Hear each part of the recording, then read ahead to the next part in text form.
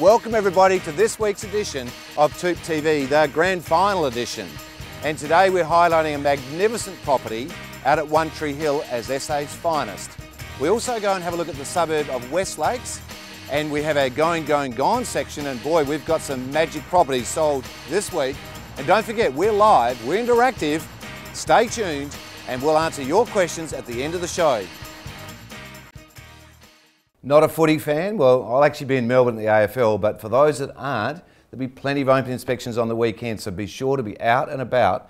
Maybe a little bit less chaotic, but it's a busy time. This is a really busy time of the year. Now later in the show, an update on the rental market, but before that, let's go to the inside story on making money as a young investor. It's never too early to start investing in property.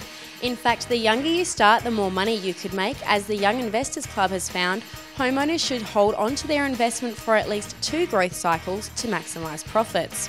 Historically, property prices usually double after 7 to 10 years, but as this is not always the case, it's important to leave time for the second growth cycle.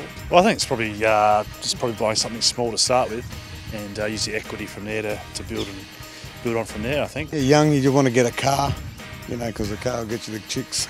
But, yeah, you need to get something cheap and then think on getting any sort of property. And just wait for time to go by and it'll increase in value on its own. To make this initial property purchase, saving is essential, and it means young people may have to make a few sacrifices and live at home longer. Mum and Dad may also need to lend a hand by either contributing towards the deposit or acting as guarantors on the loan. But with steady repayments, young investors can be well on their way to owning independently.